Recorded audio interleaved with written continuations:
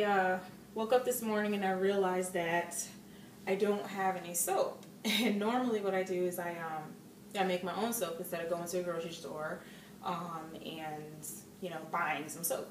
So I decided that I was going to do a video today and show you guys what I actually do on a day-to-day basis on maintaining my kitchen and my house. Okay, as you can see here are all the supplies that you would need to make this soap. I have here a bottle of aloe vera, keeps your hands soft when you're washing dishes and things. Okay, and I have essential oils. You can use any choices that you want, but personally what I use is lavender, I use rosemary, and I use lime. For some reason when I mix those all together it smells really good. So I have that, essential oils. I have the soaps, and what these are, I get these from Whole Foods, and they're just regular glycerin soap. It's made out of vegetable glycerin is the reason why I like it. Cruelty-free and biodegradable vegetable glycerin soap. So this is what I use to make my soap, to make the base of my soap. And then I have a cheese grater. So I just take the cheese grater in the soap and then I just grate it. You have a wooden spoon to stir it. And then after it's all said and done, these are the containers you're going to be putting them in. I put these in here to store just in case, because most of the time when I do make my soap I always end up making too much. So I have those for later, and this is what I use to put my soap in every day. And the reason why I picked this is because it's all metal. This whole part is metal, because what ends up happening with my soap, and I haven't really perfected it to the point where this doesn't happen, but what I end up doing is I end up getting, when I do the soap and it's already done, after about a couple hours it hardens, so you can't really use it until you take it, put it in a pot with water and heat it up. And you don't want to do that with a plastic container. Granted, if you are smart enough and you realize this, you're not going to put a plastic container in water and boil it and it not melt. So I use the metal because it actually heats it up. It only takes like maybe 10 minutes at the most to heat up. And so I just go and I heat it up and I do that. My phone is like vibrating to death. So we're going to move it somewhere else. There we go. So to get started, I have a medium-sized saucepan, medium. And what I do is I grate the cheese.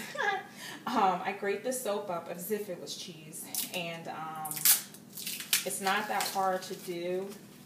It's a little annoying because it takes a little bit of time, but believe me, it's very, very gratifying.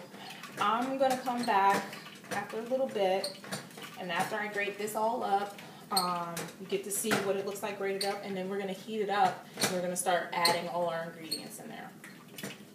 I'm down to this little tiny nub of it.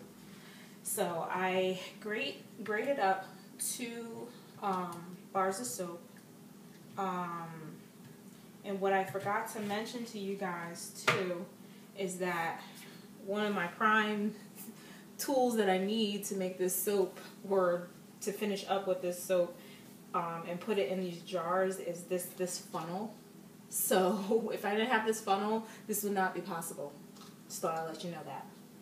And I also brought out my detergent for my laundry, and so I use this bottle. There's no detergent in here at all.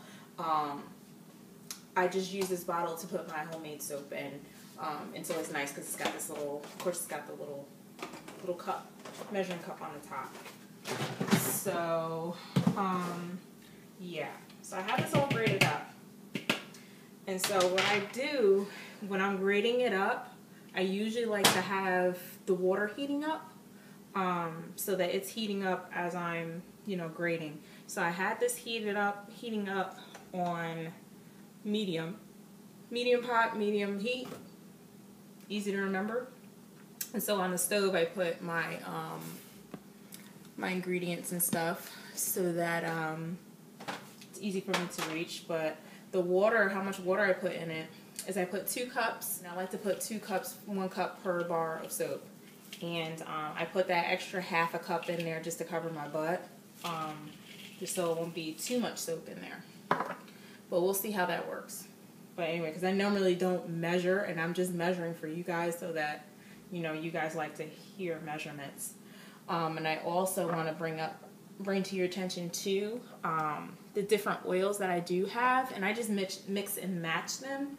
These are just the ones that I had left in my cabinet, and I got lemon here, and I got spearmint, and I got sweet orange. So there's so many different choices. If you're like, oh, I don't know what kind of oils, it's amazing how much you can mix lavender with rosemary, and it's just like, whoa, that really smells really good. And I put lime in there just to sweeten up the smell a little bit. So that's my combination. So I'll be happy to hear what your guys' combinations that you came up with that I might not even know about. But what I do now, got my wooden spoon ready, move everything out of the way. And so what I do, and I just add it just a little bit by little bit. And I think you guys can see it too. And I just do a little bit by little bit, and I just stir it around and see what comes from it. And normally in my regular scheduled program when nobody's watching me, I normally take and I put my soap in the water. But before I do that, sometimes I put in my aloe. But I found that when I put the aloe in there before I put the soap in, the aloe turns the water white. So I can't really see if I'm melting the soap down or not. Which is not that big of a deal if it doesn't melt completely. So I just add it a little bit by little bit. And I think that 2 cups of water plus that half a cup extra is really nice. But I like to have it up high. But you don't want it to have the water up so high of a temperature that it will start to boil. You don't want that, because then that gets a little complicated. That makes everything clump together, and you don't want that. So stirring as you go along and watching for it to melt. So I'm going to melt this down for you guys, and then you'll be able to see. It won't be completely melted, but it's enough that it'll be all mixed together. And you'll see that in a few minutes, okay? Sometimes it's okay to take it off the light. Sometimes I take it off the light because I see there's too much steam coming up. I'm taking that extra spoon just to make sure I get all the soap. But it's down a little bit lower since I took it off the light. And I can see that some of the water has gone down in it. So as I go along, I like to add just a little bit more water just to get it up to that line that you can see in there. I like to put water in it. Water is always the best thing to add to it. And that's good because you want it to stretch. You want the soap to stretch as far. I forgot to put my production lights on. You want the soap to stretch as far as you can make it. I'm at this point where there's a couple little pieces in there floating, but you know, overall, you know, it's pretty melted down. And I like this height of the water that's in there. You can see a little bit of soap. So at this point, I'm just gonna pour it in there, and you can see. I think you can see what happens. So when I start pouring this in here, it doesn't really matter how much you pour in there. I just eye it up, and you can see that it's starting to turn white.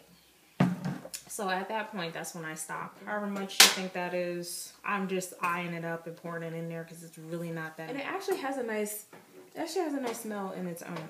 Okay, so at this point, I like to take my little oils here, and I like to be to, you know, pour it in here. Sometimes I measure my drops, sometimes I don't. Sometimes I measure it by how good it smells. So it's completely up to you. So I think I'm going to put in here 10 drops, and I think I did 4, 5, 6, 7, 8, 9, 10 for now. Oops, there was another one in there. Just like I said before, not the end of the world. Now moving on to my rosemary. Rosemary is kind of strong, so I like to put like at least like 5 drops in there. Maybe you guys were counting. I wasn't. So now moving on to my lime. The lime is going to make it smell pretty sweet.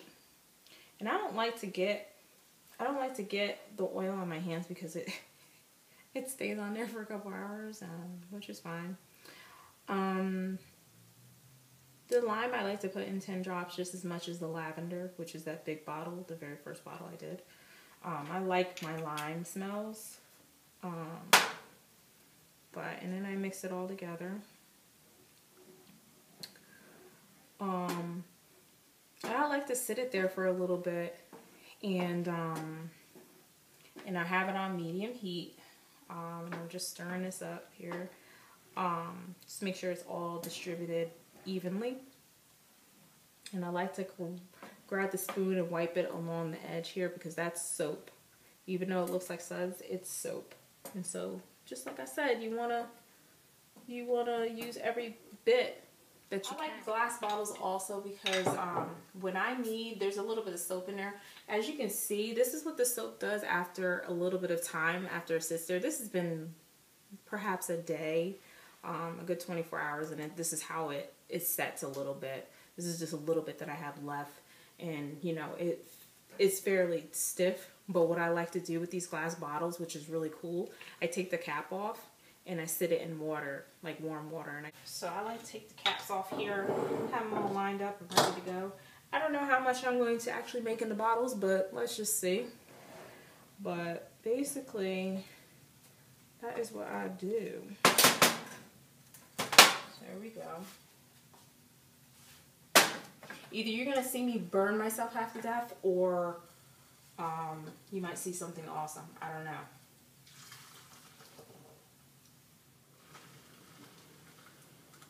So I pour it as I go.